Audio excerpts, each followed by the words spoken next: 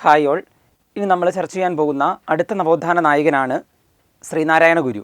നിങ്ങൾക്ക് പറയേണ്ട പോലും ആവശ്യമില്ല, കേരള നവോത്ഥാനത്തിലെ ഏറ്റവും ഇമ്പോർട്ടൻ്റ് ആയ ആളാണ് ശ്രീനാരായണ ഗുരു, അല്ലേ? മറ്റുള്ള നവോത്ഥാന നായകന്മാരെക്കാളും ഒരു പ്രത്യേകത ഇദ്ദേഹത്തിനുണ്ട്. എന്താ? കേരള നവോത്ഥാനത്തിൻ്റെ പിതാവ്, അല്ലേ? അപ്പോൾ നമുക്ക് ശ്രീനാരായണ ഗുരുവിനെ ഒന്ന് പരിചയപ്പെടാം. ശ്രീനാരായണ ഗുരു ജനിച്ചത് 1856 ഓഗസ്റ്റ് 20 തിരുവനന്തപുരം ജില്ലയിലെ ചെമ്പഴന്തി എന്ന് പറയുന്ന സ്ഥലത്താണ്. വയൽവാരത്ത് വീട്ടിൽ. അച്ഛൻ്റെ പേര് മാടനാശാൻ, അമ്മയുടെ പേര് കുട്ടിയമ്മ. യഥാർത്ഥ പേര് എന്താണ്? നാരായണൻ എന്നാണ്. ഓമന പേര് നാണു. ആദ്യകാല ഗുരു പേട്ടയിൽ രാമൻപിള്ള ആശാനാണ്. അപ്പോൾ എന്താണ് ജസ്റ്റ് നിങ്ങൾ പറയാം, 1856 ഓഗസ്റ്റ് 20 ചെമ്പഴന്തിയിലാണ് ജനിച്ചത്, തിരുവനന്തപുരം ജില്ലയിലെ വയൽവാരത്ത് വീട്ടിൽ. അച്ഛൻ്റെ പേര് മാടനാശൻ, അമ്മയുടെ പേര് കുട്ടിയമ്മ, യഥാർത്ഥ പേര് നാരായണൻ, ഓമന പേര് നാണു, ആദ്യകാല ഗുരു പേട്ടയിൽ രാമൻപിള്ള ആശാൻ. ശ്രീനാരായണ ഗുരുവിനെക്കുറിച്ച് നമ്മൾ ഡീറ്റെയിൽ ആയിട്ട് ചർച്ച ചെയ്യാൻ പോവുകയാണ്. അപ്പോൾ 1 by 1 ആയിട്ട് പറയാം. സമൂഹത്തിലെ അനാചാരങ്ങൾക്കെതിരെയും അസമത്വത്തിനെതിരെയും ശക്തമായി പോരാടിയ സാമൂഹിക പരിഷ്കർത്താവായിരുന്നു ശ്രീനാരായണ ഗുരു. സമൂഹത്തിലെ അനാചാരങ്ങൾക്കെതിരെയും അസമത്വത്തിനെതിരെയും ശക്തമായി പോരാടിയ സാമൂഹിക പരിഷ്കർത്താവായിരുന്നു ഇദ്ദേഹം. ഇപ്പം ഞാൻ തുടക്കം പറഞ്ഞ പോലെ എന്താണ്? കേരള നവോത്ഥാനത്തിൻ്റെ പിതാവ്, കേരള നവോത്ഥാന നായകൻ, അതുപോലെ തന്നെ കേരള ബുദ്ധൻ എന്നൊക്കെ ഇദ്ദേഹത്തെ എന്ത് ചെയ്യുന്നുണ്ട്? വിശേഷിപ്പിക്കപ്പെടുന്നുണ്ട്. ഞാൻ തുടക്കം പറഞ്ഞായിരുന്നു, മറ്റുള്ള നവോത്ഥാന നായകന്മാരെക്കാളും വേറിട്ട് കാണിക്കുന്ന ഒന്നാണ് കേരള നവോത്ഥാനത്തിൻ്റെ പിതാവാണ് ഇദ്ദേഹം, അല്ലേ? കേരള നവോത്ഥാന നായകൻ, അതുപോലെ തന്നെ എന്താണ്? കേരള ബുദ്ധൻ എന്നെല്ലാം അറിയപ്പെടുന്നത് ആരാണ്? ശ്രീനാരായണ ഗുരുവാണ്. അപ്പോൾ എന്താണ്? ഉദ്യോഗാർത്ഥികൾ കൺഫ്യൂഷൻ ഉണ്ടാവാം. കേരള ബുദ്ധൻ ആരാണ്? ശ്രീനാരായണ ഗുരുവാണ്. ശ്രീനാരായണ ഗുരുദേവനെ 2ാം ബുദ്ധൻ എന്ന് വിശേഷിപ്പിച്ചത് ആരാണ്? ജി ശങ്കരക്കുറുപ്പാണ്. പ്രച്ഛന്ന ബുദ്ധൻ ആരാണ്? ശങ്കരാചാര്യരാണ്. ആധുനിക ബുദ്ധനാരാണ്? Doctor VR അംബേദ്കറാണ്. ഒന്ന് ശ്രദ്ധിച്ചോളണത്. അതുപോലെ നമുക്കെല്ലാവർക്കും അറിയാവുന്നൊരു കാര്യമാണ് ഗുരുദേവൻ, നാണു ആശാൻ എന്നീ പേരുകളിലൊക്കെ അറിയപ്പെട്ടിരുന്നത് നമ്മുടെ ശ്രീനാരായണ ഗുരുവാണ്. എല്ലാ വിദ്യാർത്ഥികളും കേട്ടേക്കുന്ന കാര്യമാണത്. ഗുരുദേവൻ, നാണു ആശാൻ എന്നീ പേരുകളിലൊക്കെയാണ് ഇദ്ദേഹം അറിയപ്പെട്ടിരുന്നത്. അതുപോലെ തന്നെ എന്താണ്? മരുത്വാമലയിലെ പിള്ളത്തടം എന്ന ഗുഹയിൽ വെച്ചാണ് അദ്ദേഹത്തിന് ആത്മീയത കൈവന്നതെന്നാണ് പറയുന്നത്. മരുത്വാമലയിലെ പിള്ളത്തടം ഗുഹയിൽ വെച്ചാണ് അദ്ദേഹത്തിന് ആത്മീയത കൈവന്നത്. ശ്രീനാരായണ ഗുരു 1887 എന്ത് ചെയ്യുന്നത്? അരുവിപ്പുറത്ത് ക്ഷേത്രം പണി കഴിപ്പിച്ചത്. ഏത് വർഷമാണ്? 1887 അരുവിപ്പുറത്ത് ക്ഷേത്രം പണി കഴിപ്പിച്ചത്. ശ്രദ്ധിക്കണേ. അത് കഴിഞ്ഞ് 1 കൊല്ലം കഴിഞ്ഞാണ് 1888 എന്ത് ചെയ്തത്? അവിടെ പ്രതിഷ്ഠ നടത്തിയത്. ശ്രദ്ധിക്കണം. ശ്രീനാരായണ ഗുരു 1887 എന്ത് ചെയ്തത്? ക്ഷേത്രം പണി കഴിപ്പിച്ചത്. ആ കൊല്ലം പ്രതിഷ്ഠ നടത്തിയില്ല. അത് കഴിഞ്ഞ് 1 കൊല്ലം കഴിഞ്ഞാണ് 1888 എന്ത് ചെയ്തത്? അരുവിപ്പുറത്ത് പ്രതിഷ്ഠ നടത്തിയത്. പിന്നെ 10 കൊല്ലം കഴിഞ്ഞ് എന്താണ്? 1898 അരുവിപ്പുറം ക്ഷേത്ര യോഗം അല്ലെങ്കിൽ വാവൂട്ട് യോഗം നടക്കുന്നത്. ഗുരു സ്ഥാപിച്ച അരുവിപ്പുറം ക്ഷേത്ര യോഗമാണ് പിൽക്കാലത്ത് SNDP സ്ഥാപിക്കുവാൻ പ്രേരിതമായത്. എന്താണ്? അരുവിപ്പുറം ക്ഷേത്ര യോഗം അല്ലെങ്കിൽ വാവൂട്ട് യോഗം നമ്മൾ പറഞ്ഞായിരുന്നു, അല്ലേ? ആ അരുവിപ്പുറം ക്ഷേത്രയോഗം അല്ലെങ്കിൽ വാവൂട്ട് യോഗമാണ് പിൽക്കാലത്ത് എന്ത് ചെയ്തത്? SNDP സ്ഥാപിക്കുവാൻ പ്രേരിതമായത്. അതുപോലെ തന്നെ ഇനി പറയാൻ പോകുന്ന കാര്യം, ഇതും PSC ചോദിച്ചിട്ടുണ്ട്. അരുവിപ്പുറം പ്രതിഷ്ഠാ സമയത്ത് ശ്രീനാരായണ ഗുരു രചിച്ച കൃതി ഏതാണ്? ശിവശതകം. അത് നോട്ട് ചെയ്തോളണം. അരുവിപ്പുറം പ്രതിഷ്ഠാ സമയത്ത് ശ്രീനാരായണ ഗുരു രചിച്ച കൃതിയാണ് ഏത്? ശിവശതകം. അപ്പോൾ SNDPയെ കുറിച്ച് നമുക്ക് എന്താണ് നമ്മൾ ഈ ക്ലാസ്സിൽ നമ്മൾ ചർച്ച ചെയ്യുന്നുണ്ട്. അതിനു മുമ്പായിട്ട് കുറച്ച് ഞാൻ പറയാൻ പോവാണ്. 1909 ശിവഗിരിയിൽ ശാരദാ മഠം സ്ഥാപിച്ച ഗുരു 1912 എന്ത് ചെയ്തു? ശാരദാ പ്രതിഷ്ഠ നടത്തി എന്നാണ് പറയുന്നത്. അപ്പോൾ 1909 ശിവഗിരിയിൽ ശാരദാ മഠം സ്ഥാപിച്ച ശ്രീനാരായണ ഗുരു 3 കൊല്ലം കഴിഞ്ഞ് 1912 എന്ത് ചെയ്തു? അവിടെ ശാരദാ പ്രതിഷ്ഠ നടത്തി എന്നാണ് പറയുന്നത്. ഇനി 1913 അദ്ദേഹം എന്ത് ചെയ്തത്? ആലുവയിൽ അദ്വൈതാശ്രമം സ്ഥാപിച്ചത്.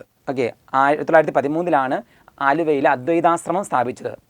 അപ്പോൾ ജസ്റ്റ് നിങ്ങൾ അറിഞ്ഞിരിക്കണം ഉദ്യോഗാർത്ഥികൾ, ആലുവ അദ്വൈതാശ്രമത്തിൽ അടങ്ങിയിരിക്കുന്ന തത്വം എന്താണെന്നറിയാവോ? ഓം സാഹോദര്യം സർവത്ര എന്നാണ്. ആലുവ അദ്വൈതാശ്രമത്തിൽ അടങ്ങിയിരിക്കുന്ന തത്വം ജസ്റ്റ് നോട്ട് ചെയ്തോളാം. എന്താണ്? ഓം സാഹോദര്യം സർവത്ര എന്നാണ്. ദൈവത്തിൻ്റെ എന്താണ്? മുമ്പിൽ എല്ലാവരും തുല്യരാണ്.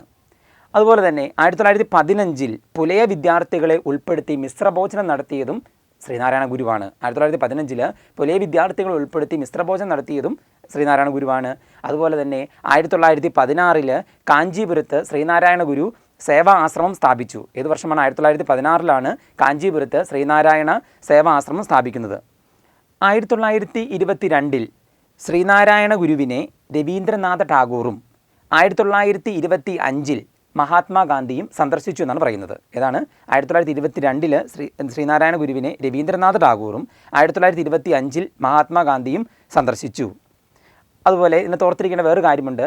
ശ്രീനാരായണ ഗുരുവിനെ ടാഗോർ സന്ദർശിക്കുന്ന സമയത്ത് ടാഗോറിനൊപ്പം ഉണ്ടായിരുന്ന വ്യക്തിയാണ് CF ആൻഡ്രൂസ്. ശ്രീനാരായണ ഗുരുവിനെ ടാഗോർ സന്ദർശിക്കുന്ന സമയത്ത് ടാഗോറിനൊപ്പം ഉണ്ടായിരുന്ന വ്യക്തിയാണ് ആര്? CF Andrews. അതൊരു PSCക്ക് ചോദിച്ചു കണ്ടിട്ടുണ്ട്. 1924 ആലുവയിൽ അദ്വൈതാശ്രമത്തിൽ വെച്ച് ഗുരുവിൻ്റെ അധ്യക്ഷതയിൽ സർവ്വമത സമ്മേളനം നടന്നു അല്ലേ? ആലുവ നിങ്ങൾ കേട്ടിട്ടുണ്ടായിരിക്കും. ഇതിനു മുമ്പ് PSC ചോദിച്ചൊരു കാര്യമാണ് ആലുവ സർവ്വമത സമ്മേളനം ഏത് വർഷമാണെന്ന്. എന്നാണ് 1924. ഒന്ന് നോട്ട് ചെയ്തോളേ. ആലുവ സർവ്വമത സമ്മേളനം എന്നാണ് 1924. അങ്ങനെയാണെങ്കിൽ ആലുവ സർവ്വമത സമ്മേളനത്തിൻ്റെ ആപ്തവാക്യം എന്ന് പറയുന്നത് വാദിക്കാനും ജയിക്കാനുമല്ല അറിയാനും അറിയിക്കാനും. ഓർത്തിരിക്കണം. എന്താണ് ആലുവ സർവ്വമത സമ്മേളനത്തിൻ്റെ ആപ്തവാക്യം എന്ന് പറയുന്നത്? എന്താണ്? വാദിക്കാനും ജയിക്കാനുമല്ല അറിയാനും അറിയിക്കാനും. 1927 ജൂൺ 4 കളമങ്കോട് എന്ന സ്ഥലത്ത് വെച്ച് ഗുരു തൻ്റെ ആദ്യത്തെ കണ്ണാടി പ്രതിഷ്ഠ നടത്തിയത്. ഓക്കെ. എന്നാണ് 1927 ജൂൺ 4 കളമങ്കോട് എന്ന സ്ഥലത്ത് വെച്ച് ഗുരു തൻ്റെ ആദ്യത്തെ കണ്ണാടി പ്രതിഷ്ഠ നടത്തിയത്. അതുപോലെ തന്നെ ഗുരു അവസാനമായിട്ട് കണ്ണാടി പ്രതിഷ്ഠ നടത്തിയ സ്ഥലം എന്ന് പറയുന്നത് ഉല്ലലയാണ്. ഓക്കെ. വെച്ചൂര്, ഉല്ലല. അതുപോലെ എന്താണ് ഗുരു നിലവിളക്ക് പ്രതിഷ്ഠ നടത്തിയതെന്ന് പറയുന്നത് വിളക്കമ്പലം, അത് കാരമുക്ക് എന്ന് പറയുന്ന സ്ഥലത്താണ്, തൃശ്ശൂർ ജില്ലയിൽ. ഓക്കെ. ഗുരു എന്താണ് നിലവിളക്ക് പ്രതിഷ്ഠ നടത്തിയത് എവിടെയാണ്? വിളക്കമ്പലം, കാരമുക്ക്, തൃശ്ശൂർ ജില്ല. അതുപോലെ തന്നെ ഗുരു ഓം എന്നെഴുതിയ പഞ്ചലോക വിഗ്രഹം പ്രതിഷ്ഠ നടത്തിയത് എവിടെയാണ്? മുരുക്കുംപുഴ എന്ന് പറയുന്ന സ്ഥലത്താണ്. ഗുരു ഓം എന്നെഴുതിയ പഞ്ചലോക വിഗ്രഹം പ്രതിഷ്ഠ നടത്തിയത് എവിടെയാണ്? മുരുക്കുംപുഴ എന്ന് പറയുന്ന സ്ഥലത്ത് വെച്ചാണ്. അതുപോലെ തന്നെ എന്താണ് ഗുരുവിൻ്റെ ആദ്യ രചനയാണ് എന്ന് പറയുന്നത് ഗജേന്ദ്രമോക്ഷം വഞ്ചിപ്പാട്ട്. ഗുരുവിൻ്റെ ആദ്യ രചനയാണ് ഗജേന്ദ്രമോക്ഷം വഞ്ചിപ്പാട്ട്. അത് ഗുരു ആർക്കാണ് സമർപ്പിച്ചത്? ചട്ടമ്പി സ്വാമികൾക്കാണ്. ഓർത്തിരിക്കണം. ഓക്കെ. ഗുരു ആർക്കാണ് സമർപ്പിച്ചത്? ചട്ടമ്പി സ്വാമികൾക്കാണ് സമർപ്പിച്ചത്. അപ്പോൾ നിങ്ങൾക്ക് എന്താണ് സംശയം ഉണ്ടാകും? നമ്മുടെ വഞ്ചിപ്പാട്ട് 3 ടൈപ്പായിട്ട്. ഓക്കെ. ഇപ്പോൾ ഗജേന്ദ്രമോക്ഷം വഞ്ചിപ്പാട്ട് ആരുടെ? ശ്രീനാരായണ ഗുരു. ഓക്കെ. ശാകുന്തളം വഞ്ചിപ്പാട്ട് ആരെയാ? പണ്ഡിറ്റ് KP കറുപ്പൻ. പിന്നെ നിങ്ങൾക്ക് എല്ലാവരും പരിചയമുള്ളൊരു വഞ്ചിപ്പാട്ടാണ് കുചേലവൃത്തം വഞ്ചിപ്പാട്ട്. അതാരുടെയാണ്? രാമപുരത്ത് വാര്യർ. ഓക്കെ. നിങ്ങൾക്ക് കൺഫ്യൂഷൻ ഉണ്ടായിരിക്കാൻ പറഞ്ഞു എന്നുള്ളൂ. ഓക്കെ. നമ്മൾ കഴിഞ്ഞ ക്ലാസ്സിൽ പറഞ്ഞതുപോലെ ഓരോ നവോത്ഥാന നായകന്മാരും പഠിക്കുമ്പോൾ അവരുടെ പ്രധാനപ്പെട്ട കൃതികൾ നിങ്ങൾ നോട്ട് ചെയ്യണമെന്ന് പറഞ്ഞായിരുന്നു. നമ്മൾ ശ്രീനാരായണ ഗുരുവാണ് നവോത്ഥാന നായകന്മാരിലെ ഏറ്റവും കൂടുതൽ കൃതികൾ എഴുതിയപ്പെട്ട ആളെന്ന് പറയുന്നത്. ഓക്കെ. അപ്പോൾ ശ്രീനാരായണ ഗുരുവിൻ്റെ പ്രധാനപ്പെട്ട കൃതികൾ ധാരാളം പഠിക്കാനുണ്ട്. ശിവശതകം, കുണ്ടലിനിപ്പാട്ട്, വൈരാഗ്യദശകം, മുനിചര്യാ പഞ്ചകം, ദൈവശതകം, കാളിനാടകം, അറിവ്, അനുകമ്പാദശകം, ജാതിലക്ഷണം, വിനായകാഷ്ടകം, ചിദംബരാഷ്ടകം, തേവാരപതികങ്ങൾ, ജ്ഞാനദർശനം, ഇന്ദ്രിയ വൈരാഗ്യം, ബ്രഹ്മവിദ്യാ പഞ്ചകം, ആത്മവിലാസം, ജാതി നിർണയം, ജാതി ദർശനം, വേദാന്ത സൂത്രം, ഗദ്യപ്രാർത്ഥന, ആത്മോപദേശ ശതകം, ദർശനമാല, നിർവൃതി പഞ്ചകം, ചിജട ചിന്തനം, അദ്വൈത ദീപിക, ജനനി നവരത്ന മഞ്ജരി, ജീവകാരുണ്യ പഞ്ചകം. ശ്രീനാരായണ ഗുരുവിൻ്റെ കൃതികൾ. അപ്പോൾ നിങ്ങൾ ചെയ്യേണ്ട ഒരു കാര്യം എന്താണ്? ഈ കൃതികളൊന്ന് ഒന്ന് നോട്ട് ചെയ്യുകയോ അല്ലെങ്കിൽ എന്താണ് വീണ്ടും കേൾക്കുകയോ ഒക്കെ ഒന്ന് ചെയ്യുക. എന്നാലാണ് ഇതിൻ്റെ കൃതികൾ ഓർത്തിരിക്കുകയുള്ളൂ. മറ്റ് നവോത്ഥാന നായകന്മാരെ അപേക്ഷിച്ച് ധാരാളം നമുക്ക് കൃതികൾ പഠിക്കാനുണ്ട് ശ്രീനാരായണ ഗുരുവിന്. ഇനി നിങ്ങൾക്കറിയാം ശ്രീനാരായണ ഗുരുവിൻ്റെ പ്രശസ്തമായ വചനങ്ങൾ ഏതൊക്കെയാണ്? എല്ലാവർക്കും അറിയാവുന്നതാണ്. ഏതാണ്? ഒരു ജാതി, ഒരു മതം, ഒരു ദൈവം, മനുഷ്യന്. പ്രത്യേകം പറയേണ്ട ആവശ്യമില്ല. ഓക്കെ. അതുപോലെ തന്നെ വേറെയാണ് ഏത്? മതമേതായാലും മനുഷ്യൻ നന്നായാൽ മതി. ഓക്കെ. മതമേതായാലും മനുഷ്യൻ നന്നായാൽ മതി. അതുപോലെ തന്നെ മദ്യം വിഷമാണ്, അതുണ്ടാക്കരുത്, കൊടുക്കരുത്, കുടിക്കരുത്. അതുപോലെ തന്നെ ഇതും PSCക്ക് ഇതിനു മുമ്പ് ചോദിച്ചു കണ്ടിട്ടുണ്ട്. നാണയത്തിൽ പ്രത്യക്ഷപ്പെട്ട ആദ്യ മലയാളിയും തപാൽ സ്റ്റാമ്പിൽ പ്രത്യക്ഷപ്പെട്ട ആദ്യ മലയാളിയും ഒരു വിദേശ രാജ്യത്തിൻ്റെ തപാൽ സ്റ്റാമ്പിൽ പ്രത്യക്ഷപ്പെട്ട ആദ്യ മലയാളിയും ഇദ്ദേഹമാണ്. ഓക്കെ. വിദേശ രാജ്യം എന്ന് ഉദ്ദേശിക്കുന്നത് എന്താണ്? ശ്രീലങ്കയാണ്. ഓക്കെ. ഓർത്തിരിക്കണം. അതുപോലെ തന്നെ കോടതിയിൽ നേരിട്ട് ഹാജരാകുന്നതിൽ നിന്നും തിരുവിതാംകൂർ സർക്കാർ വിലക്ക് ഏർപ്പെടുത്തിയിരുന്ന നവോത്ഥാന നായകനായിരുന്നു ഇദ്ദേഹം. കോടതിയിൽ നേരിട്ട് ഹാജരാകുന്നതിൽ നിന്നും വിലക്ക് ഏർപ്പെടുത്തിയിരുന്ന നവോത്ഥാന നായകനായിരുന്നു ഇദ്ദേഹം. ഒന്ന് ഓർത്തിരിക്കുക. നാണയത്തിൽ പ്രത്യക്ഷപ്പെട്ട ആദ്യ മലയാളിയും തപാൽ സ്റ്റാമ്പിൽ പ്രത്യക്ഷപ്പെട്ട ആദ്യ മലയാളിയും അതുപോലെ തന്നെ ഒരു വിദേശ രാജ്യത്തിൻ്റെ തപാൽ സ്റ്റാമ്പ് പ്രത്യക്ഷപ്പെട്ട ആദ്യ മലയാളിയും ഇദ്ദേഹമാണ്. വിദേശ രാജ്യം ഉദ്ദേശിക്കുന്നത് ശ്രീലങ്കയാണ്. ഓക്കെ. അതുപോലെ തന്നെ നിങ്ങൾക്ക് എല്ലാവർക്കും അറിയാവുന്നതാണ് 1928 സെപ്റ്റംബർ 20 ശിവഗിരിയിൽ വെച്ചാണ് ഇദ്ദേഹം സമാധിയായത്. ഓക്കെ. 1928 സെപ്റ്റംബർ 20 ശിവഗിരിയിൽ വെച്ചാണ് ഇദ്ദേഹം സമാധിയായത്.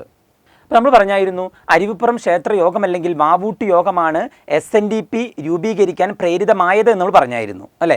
അപ്പോൾ നമുക്കൊന്ന് SNDPയെ കുറിച്ച് ചില എക്സാമുകൾക്ക് ചോദിക്കാറുണ്ട്, ഒന്ന് നമുക്ക് ചർച്ച ചെയ്യാം. SNDPയുടെ ഫുൾ നെയിം എന്താണ്? നിങ്ങൾക്ക് എല്ലാവർക്കും അറിയാം, ശ്രീനാരായണ ധർമ്മ പരിപാലന യോഗം. ഓക്കെ, SNDPയുടെ ഫുൾ ഫോം എന്താണ്? ശ്രീനാരായണ ധർമ്മ പരിപാലന യോഗം. SNDP സ്ഥാപിക്കാൻ ഗുരുവിനെ പ്രേരണ നൽകിയ വ്യക്തി എന്ന് പറയുന്നത് ഡോക്ടർ പൽപ്പുവാണ്. ഓക്കെ, SNDP സ്ഥാപിക്കുവാൻ ശ്രീനാരായണ ഗുരുവിനെ പ്രേരണ നൽകിയ വ്യക്തി ആരാണ്? ഡോക്ടർ പൽപ്പുവാണ്. SNDP സ്ഥാപിച്ച വർഷം എന്ന് പറയുന്നത് 1903 മെയ് 15 എന്നാണ് സ്ഥാപിക്കപ്പെട്ടത്. 1903 മെയ് 15. SNDPയുടെ ആസ്ഥാനം എന്ന് പറയുന്നത് എന്താണ്? കൊല്ലമാണ്. അപ്പോൾ നിങ്ങളറിയണം, SNDPയുടെ ആദ്യ അധ്യക്ഷനും അജീവനാന്ത അധ്യക്ഷനും ആരാണ്? ശ്രീനാരായണ ഗുരുവാണ്. ഓക്കെ, SNDPയുടെ ആദ്യ അധ്യക്ഷനും അതുപോലെ തന്നെ അജീവനാന്ത അധ്യക്ഷനും ആരാണ്? ശ്രീനാരായണ ഗുരുവാണ്. ആദ്യ ഉപാധ്യക്ഷൻ എന്ന് പറയുന്നത് ആരാണ്? ഡോക്ടർ പൽപ്പുവാണ്. ഓർത്തിരിക്കണം, ആദ്യ ഉപാധ്യക്ഷൻ ആരാണ്? ഡോക്ടർ പൽപ്പുവാണ്. ആദ്യ ജനറൽ സെക്രട്ടറി എന്ന് പറയുന്നത് ആരാണ്? കുമാരനാശാനാണ്. SNDPയുടെ ആദ്യ ജനറൽ സെക്രട്ടറി ആരാണ്? കുമാരനാശാനാണ്. SNDPയുടെ ആദ്യ മുഖപത്രം എന്ന് പറയുന്നത് ഏതാണ്? വിവേകോദയമാണ്. ഓക്കെ, ഏത് വർഷമാണ്? 1904. അപ്പോൾ SNDPയുടെ ആദ്യ മുഖപത്രം ഏതാണ്? വിവേകോദയമാണ്. ഇച്ചിരി സ്പീഡിൽ പോവാണ്, നമ്മൾ ഇതൊക്കെ എല്ലാവർക്കും അറിയാവുന്ന കാര്യമാണ്. ഓക്കെ, അപ്പോൾ SNDPയുടെ ആദ്യ മുഖപത്രമാണ് വിവേകോദയം. ഏത് വർഷമാണ്? 1904. ഇപ്പോഴത്തെ മുഖപത്രമാണ് ഏത്? യോഗനാഥം. ശ്രീനാരായണ ഗുരുവിനെക്കുറിച്ച് നമുക്ക് ആഴത്തിലേക്ക് ഇറങ്ങി ചെല്ലുമ്പോൾ എന്താണ്? ഗുരു തപസ്സനുഷ്ഠിച്ച ഗുഹ നമ്മൾ നേരത്തെ ചെറുതായിട്ട് സൂചിപ്പിച്ചായിരുന്നു. എന്താണ്? മരുത്വ മലയിലെ ഏതാണ്? പിള്ളത്തടം ഗുഹ. അതുപോലെ തന്നെ ഗുരു സന്ദർശിച്ച വിദേശരാജ്യം നമ്മൾ പറഞ്ഞായിരുന്നു, എന്താണ്? ശ്രീലങ്ക എന്ന് പറഞ്ഞായിരുന്നു. ആദ്യ ശ്രീലങ്ക സന്ദർശനം എന്താണ്? 1918. ആദ്യ ശ്രീലങ്ക സന്ദർശനം എന്നാണ്? 1918. അതുപോലെ രണ്ടാം ശ്രീലങ്ക സന്ദർശനം എന്നാണ്? 1926. അപ്പോൾ അതൊന്ന് ശ്രദ്ധിക്കണം. ഗുരു സന്ദർശിച്ച ഏക വിദേശ രാജ്യമാണ് ശ്രീലങ്ക എന്ന് പറഞ്ഞു. ഓക്കെ, ആദ്യ സന്ദർശനം ഏത് വർഷമാണ്? 1918. രണ്ടാം സന്ദർശനം എന്നാണ്? 1926. ഓക്കെ, അത് നോട്ട് ചെയ്തോളണം. ഗുരുവിൻ്റെ നിർദ്ദേശപ്രകാരം അദ്ദേഹത്തിൻ്റെ അനുയായികൾ ശ്രീലങ്കയിൽ സ്ഥാപിച്ച സംഘടനയാണ് സിലോൺ വിജ്ഞാനോദയം യോഗം. ഗുരുവിൻ്റെ നിർദ്ദേശപ്രകാരം അദ്ദേഹത്തിൻ്റെ അനുയായികൾ ശ്രീലങ്കയിൽ സ്ഥാപിച്ച സംഘടനയാണ് ഇത് സിലോൺ വിജ്ഞാനോദയം യോഗം. 1999 ഡിസംബർ 31 ഗുരുവിനെ നൂറ്റാണ്ടിലെ മലയാളി എന്ന് വിശേഷിപ്പിച്ച ദിനപത്രമാണേത്? മലയാള മനോരമ. ഓക്കെ, 1999 ഡിസംബർ 31 ഗുരുവിനെ നൂറ്റാണ്ടിലെ മലയാളി എന്ന വിശേഷണം നൽകിയ ദിനപത്രമാണേത്? മലയാള മനോരമ. ഗുരുവും ടാഗോറും തമ്മിലുള്ള സംഭാഷണം മലയാളത്തിലേക്ക് പരിഭാഷപ്പെടുത്തിയത് കുമാരനാശാനാണ്. ഓക്കെ, ഗുരുവും ടാഗോറും തമ്മിലുള്ള സംഭാഷണം മലയാളത്തിലേക്ക് പരിഭാഷപ്പെടുത്തിയത് കുമാരനാശാനാണ്. ഗുരുദേവ കൃതികൾക്ക് ആദ്യമായി ഒരു സമഗ്ര വ്യാഖ്യാനം തയ്യാറാക്കിയത് G. ബാലകൃഷ്ണൻ നായരാണ്. അന്ന് ശ്രദ്ധിച്ചോളണം, G. ബാലകൃഷ്ണൻ നായരാണ് ഗുരുദേവ കൃതികൾക്ക് ആദ്യമായിട്ട് ഒരു സമഗ്ര വ്യാഖ്യാനം തയ്യാറാക്കിയത്. ഗുരുവിനെക്കുറിച്ചുള്ള ഗുരുദേവ കർണാമൃതം എന്ന കൃതി രചിച്ചത് ആരാണ്? കിളിമാനൂർ കേശവനാണ്. ഓക്കെ, ഗുരുവിനെക്കുറിച്ചുള്ള ഗുരുദേവ കർണാമൃതം എന്ന കൃതി രചിച്ചത് ആരാണ്? കിളിമാനൂർ കേശവനാണ്. എന്നാൽ ഗുരുദേവനെ പറ്റിയുള്ള നാരായണം എന്ന നോവൽ എഴുതിയത് പെരുമ്പടവം ശ്രീധരനാണ്. അതൊരു PSC ചോദിച്ചു കണ്ടാണ്. ഗുരുദേവനെ പറ്റിയുള്ള നാരായണം എന്ന നോവൽ എഴുതിയത് ആരാണ്? പെരുമ്പടവം ശ്രീധരനാണ്. ഗുരുവിൻ്റെ ദുഃഖം എന്ന കൃതി രചിച്ചത് ആരാണ്? സുകുമാർ അഴീക്കോടാണ്. ഓക്കെ, ഗുരുവിൻ്റെ ദുഃഖം എന്ന കൃതി രചിച്ചത് ആരാണ്? സുകുമാർ അഴീക്കോടാണ്. ഗുരുവിൻ്റെ ജീവിതത്തെ ആസ്പദമാക്കി K. വാസുദേവൻ രചിച്ച കൃതിയാണ് യുഗപ്പിറവി. ഓർത്തിരിക്കണം, ഗുരുവിൻ്റെ ജീവിതത്തെ ആസ്പദമാക്കി K. വാസുദേവൻ രചിച്ച കൃതിയാണ് എന്ന് പറയുന്നത് യുഗപ്പിറവി. ശ്രീനാരായണ ഗുരു എന്ന മലയാള സിനിമ സംവിധാനം ചെയ്തത് P.A. ബക്കറാണ്. ഓർത്തിരിക്കണം, ശ്രീനാരായണ ഗുരു എന്ന മലയാള സിനിമ സംവിധാനം ചെയ്തത് P.A. ബക്കറാണ്.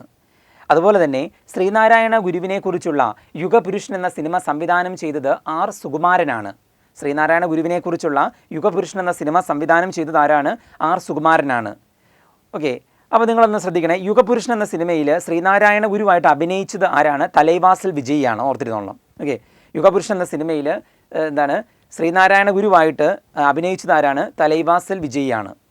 ശ്രീനാരായണ ഗുരുവിൻ്റെ പ്രതിമകളെക്കുറിച്ച് നമ്മൾ പറയുമ്പോൾ കേരളത്തിൽ ഏറ്റവും കൂടുതൽ പ്രതിമകളുള്ളത് ശ്രീനാരായണ ഗുരുവിൻ്റെ പേരിലാണ്. കേരളത്തിൽ ഏറ്റവും കൂടുതൽ പ്രതിമകളുള്ളത് ശ്രീനാരായണ ഗുരുവിൻ്റേതാണ്. ഗുരുവിൻ്റെ ആദ്യത്തെ പ്രതിമ സ്ഥാപിച്ച സ്ഥലം എന്ന് പറയുന്നത് കണ്ണൂർ ജില്ലയിലെ തലശ്ശേരിയിലാണ്. 1927 ഗുരുവിൻ്റെ ആദ്യ പ്രതിമ സ്ഥാപിച്ച സ്ഥലം എന്ന് പറയുന്നത് കണ്ണൂർ ജില്ലയിലെ തലശ്ശേരിയിലാണ്. ആദ്യ പ്രതിമയുടെ ശില്പി എന്ന് പറയുന്നത് C. തവാർലിയാണ്. ആദ്യ പ്രതിമയുടെ ശില്പി ആരാണ്? C. തവാർലിയാണ്.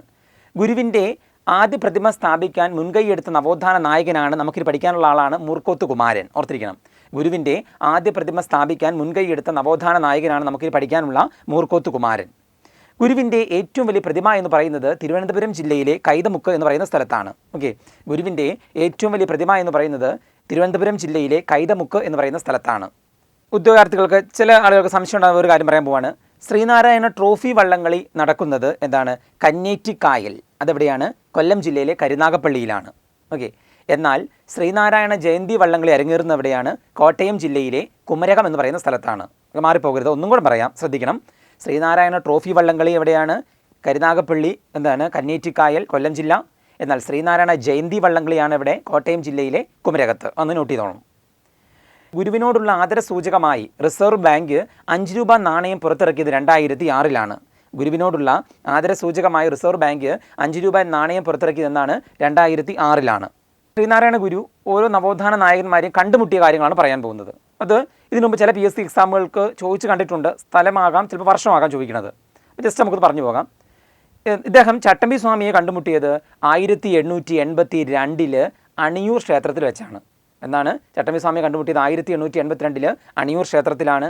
കുമാരനാശാനെ കണ്ടുമുട്ടിയത് 1891 കായിക്കര എന്ന് പറയുന്ന സ്ഥലത്ത് വെച്ചാണ്.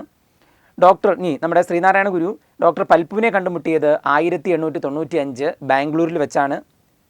ശ്രീനാരായണ ഗുരു അയ്യങ്കാളിയെ കണ്ടുമുട്ടിയത് 1912 ബാലരാമപുരത്ത് വെച്ചാണ്.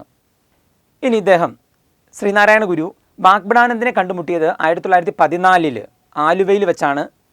അതുപോലെ തന്നെ ഇദ്ദേഹം രമണ മഹർഷിയെ കണ്ടുമുട്ടിയത് 1916 തിരുവണ്ണാമലയിൽ വെച്ചാണ്. ശ്രീനാരായണ ഗുരു രമണ മഹർഷിയെ കണ്ടുമുട്ടിയെന്നാണ് 1916 തിരുവണ്ണാമലയിൽ വെച്ചാണ്. ഇതിനകത്ത് ശ്രദ്ധിക്കേണ്ട ഒരു കാര്യമുണ്ട്. ഈ രമണ മഹർഷിയെ മാത്രമാണ് ശ്രീനാരായണ ഗുരു അങ്ങോട്ട് പോയി സന്ദർശിച്ചത്, ഓർത്തിരിക്കണം. ഓക്കെ, അത് ശ്രദ്ധിച്ചോളണേ. ഇപ്പോൾ രമണ മഹർഷിയെ മാത്രമാണ് ശ്രീനാരായണ ഗുരു എന്ത് ചെയ്ത് അങ്ങോട്ട് പോയി സന്ദർശിച്ചത്. അതിന് PSC ക്വസ്റ്റ്യൻ കണ്ടിട്ടുണ്ട്. ശ്രീനാരായണ ഗുരുവും ടാഗോറും തമ്മിൽ കണ്ടുമുട്ടിയത് 1922 ശിവഗിരിയിൽ വെച്ച്. ഓക്കെ, ശ്രീനാരായണ ഗുരുവും ടാഗോറും തമ്മിൽ കണ്ടുമുട്ടിയതെന്നാണ് 1922 ശിവഗിരിയിൽ വെച്ചാണ്. ഇനി ശ്രീനാരായണ ഗുരുവും ഗാന്ധിജിയും കണ്ടുമുട്ടിയത് 1925 അതും ശിവഗിരിയിൽ വെച്ച് തന്നെയാണ്. അപ്പോൾ ഇത്രയും കാര്യങ്ങളാണ് ശ്രീനാരായണ ഗുരുവിനെ കുറിച്ച് നിങ്ങൾ പ്രധാനമായിട്ടും ഓർത്തിരിക്കേണ്ടത്. അടുത്ത ക്ലാസ്സിൽ വീണ്ടും കാണാം. Okay, thank you.